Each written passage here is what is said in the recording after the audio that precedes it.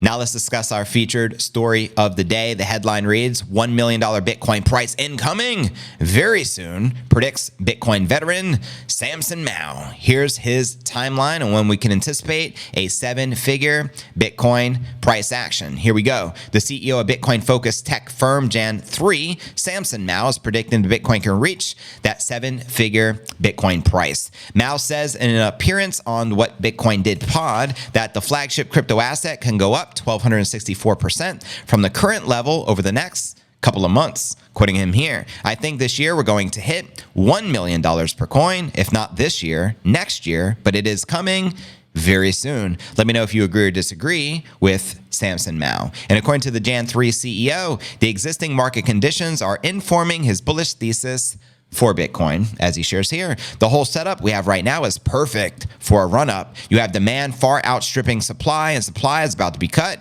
You know, halving is in a month. The spot Bitcoin ETFs alone are pulling in about 22,000 BTC. So demand is like 10x. Now it's going to be 20x. So the price should really react accordingly. Mow says that the Veblen effect, a concept that states that as the price of the good rises, the demand increases, resulting in an upward sloping demand curve where demand rises in tandem with the rising price, which could also play a role in helping Bitcoin continue to appreciate. Quoting him again, even if that doesn't happen, you have the concept of the Veblen effect. As Bitcoin becomes more valuable, it just becomes more desired because it is valuable. And there is a threshold at which you cross. I think that threshold is probably parity with the gold market cap, which is about $450,000 to $500,000 a coin. Once you cross that Veblen threshold, you start to demonetize gold because now this thing is gold. Then you start to eat into gold because people see it as equivalent to gold. It's the new gold. And I think the media narratives will say the same thing. That's an important threshold when we pass gold. That's the point at which gold starts dropping and people start moving the value they stored in gold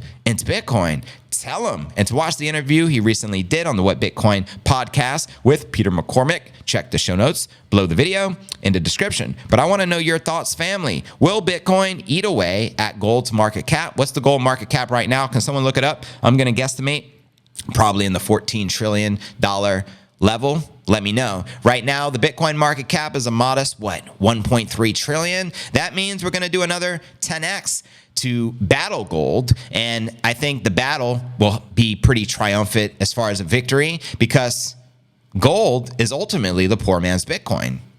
Bitcoin or gold? No brainer. Difference, major difference, gold is confiscatable. Remember that Gold Confiscation Act in 1933 where they stole all the gold from you and it was illegal to hold it? Well, if they did it once, your enemies can do it again. With Bitcoin, unfortunately, for the powers that be, they can't touch it, especially if it's in self-custody. That's why we preach self-custody, family. You got to self-custody. Here we go. 14.5 trillion, the market cap of gold right now. Thank you, family. So you already know Bitcoin will continue to eat away at gold, and it's inevitable to steal its market cap and value because the difference, gold, yeah, it's a pretty decent store of value. It's been around for thousands of years. The central banks love to hoard it. We know that as a fact. But what's the difference with Bitcoin? Not only is Bitcoin a superior store value asset, but it appreciates unlike anything we've ever seen before. Because the difference, finite limited supply. True scarcity with Bitcoin, relative scarcity with gold. So would you rather have an asset where they can't print more of, or would you rather have an asset where they'll continue to find more in the earth and dump more into the open market to continue to suppress the price, just like Jamie Dimon's company, JP Morgan Chase, is known to do, and they've paid upwards of over $900 million fines for manipulating precious metal markets? The choice is yours. I'm going to go with the unconfiscatable asset. I don't want the confiscatable asset. I want the apex predator. I want the best store of value, right? I don't want the relative scarce asset. I want the truly scarce asset. I want the only form of money they can't print more of. The only form of money that has a finite limited supply of 21 million. They can continuously find more gold. Do you understand that? Elon could invest money into finding gold on asteroids for all we know and be like, yo, we just found another 10,000 quadrillion tons of gold. Oh, well. You know what I mean? Now, what are your thoughts on that? And where do you feel the Bitcoin price will likely be by the time we eclipse the gold market cap? I think we can easily be in the millions. I want to know your thoughts. I remember the Winklevoss twins. They made the case for a $500,000 Bitcoin several years back, previous cycle. And they ultimately said Bitcoin's going to eclipse gold, and that's why Bitcoin's going to be valued at over 500,000 per coin. I'll dare say we'll be valued at over $1 million per coin by this time. And I think it could happen a lot sooner than later. I think a lot of people are waking up. I think people want to park their assets in the apex predator, right? Why would you want to park your asset in something that's going to remain the same, which is gold? It's been roughly at $2,000 for the past decade, give or take. It goes up and down, of course, a little bit. But nonetheless, Bitcoin has appreciated from nothing 15 years ago, and it's now $71,000 per Bitcoin. And we're not slowing down anytime soon. I can foresee into the future. I'm not psychic, but I have a brain, right? And I can see this thing hitting $10 million per coin, right? Easy peasy in my lifetime. I can see this thing hitting $100 million per coin. I can see one Satoshi being $1. I can see that in my lifetime. Why wouldn't it be with a $700 trillion total addressable market?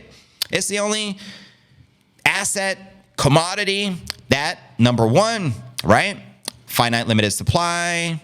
It's immutable. They cannot change it. No dirty politician can change the code. Amen for that. Not even fake Toshi can change the code. Amen to that, right? Unconfiscatable, which makes it priceless, in my opinion, with all the corruption within the governments and the forces of evil out there. It's borderless. You can actually travel with it. You can remember your seed phrase, go anywhere in the world, and no one can take it from you. And bigger picture on a macro level, Bitcoin represents peace, prosperity, and love. Look at the nation of El Salvador, from the most violent, from the murder capital of the world. Back when I used to live in Costa Rica a long time ago, they'd all say, don't go to El Salvador. I'd like to visit through Central America. They say, don't go to El Salvador. Do not go to El Salvador. It's the murder capital. It's the most dangerous place to go. Now it's the safest nation in the Americas. What changed? Bukele adopted Bitcoin as a legal tender. That's what changed. And everything changed alongside it. What does fiat currency perpetuate? War, violence, poverty, and all that ish that comes along with it that we don't want, right? So how do we change the world? We get them on a Bitcoin standard, right? Shout out Lock Sky, just gifted 5 memberships to the channel. Congratulations to everyone that just got hooked up. Dusty Tonez, Mar Vey 2.2, Eric Castro, and Croy Boy. You've all been blessed, as well as Ayo Doe. So thank Lock Sky for hooking that one up. But yeah, there's a difference there. Do you like war? Do you believe in war? And do you like being poor? Or do you believe in freedom, sovereignty, love, peace, prosperity, right? Opulence, and all those beautiful things? The choice is yours, family. Holla at your boy.